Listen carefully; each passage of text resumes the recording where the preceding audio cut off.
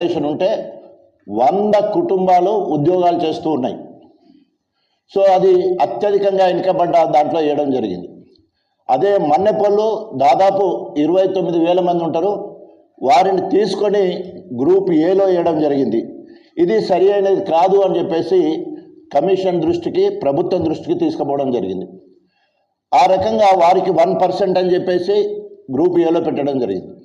రెండోది group below లేదా group 2లో పెట్టింది ఏంటంటే మధ్యాంతరంగా ఎదిగిన వాళ్ళని చెప్పేసి మాదిగలకు మరి దాదాపు 32,33,000 మంది సింగిల్ మాదిగ క్యాస్ట్ ఉంటే, సింగిల్ మాల క్యాస్ట్ 15,17,000 ఉంటే 15 లక్షలకు 5% ఇచ్చినప్పుడు మాదిగలు 32 లక్షలు ఉన్నప్పుడు 11% వరకు రావాలి. అంతేకాకుండా బుడగ జంగాలు మొదటి నుంచి కూడా మాదిగలకు అనుబంధంగా ఉపకులంగా ఉన్నారు. వారి జనాభా 1,11,000. సో వాళ్ళు కనుక మాకు కలిసేది ఉంటే, మమ్మల్ని కలిపేసేది ఉంటే మాకు 12% రిజర్వేషన్ వచ్చేది ఉండే. వారిని తీసుకుపోయి అత్యధికంగా వెనుకబడ్డ దాంట్లో మరి బుడగ జంగాలను వేసే కార్యక్రమం చేయడం జరిగింది. అంతేకాకుండా ముఖ్యంగా ఇప్పుడు డక్కులోళ్ళు ఉన్నారు.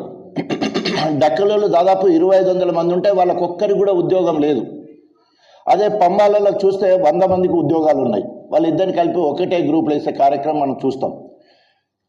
గ్రూప్ సిలో కానీ లేదా గ్రూప్ 3లో కానీ మాలలకు తోడుగా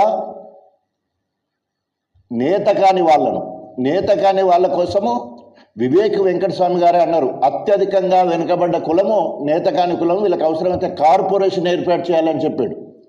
కానీ ఆయన ఎదిగిన సి గ్రూప్లో నేతకాని వాళ్ళు అంటే 1,33,000 మందిని దాంట్లో ఉంచడం వల్ల వారికి 4% వచ్చేది 5%కి పోవడం జరిగింది. మాలలతో కలిపి నేతకాని వాళ్ళు ఉండడం వల్ల వాళ్ళు 5%కి వెళ్ళడం జరిగింది. లేకపోతే మాలలు 4% ఉండే పరిస్థితి ఉండే. ఇప్పుడు మేము డిమాండ్ చేసేది మొదటి నుంచి ఉన్నట్టు ఎస్సీలను ఏబిసీలుగా వర్గీకరించాలి. ఎందుకంటే ఇన్ని ఉదాహరణలు చెప్పినాం, ఇది అశాస్త్రీయంగా జరిగింది. దాన్ని ప్రభుత్వం గుర్తించి మళ్ళీ కమిషన్కి ఇంకొక పునర్పరిశీలించాలని చెప్పేసి మళ్ళీ 4 రోజులు టైం ఇచ్చింది. ఇప్పుడు ఎవరు కూడా వెంటనే ఫలితాలు ప్రకటించమని ఎవరు కూడా ఆందోళన చేయట్లేదు. ఎస్సీ కేటగరైజేషన్ అయిపోయిన తర్వాతనే నియామకాలు చేపట్టాలనేది ప్రభుత్వం చెప్పింది.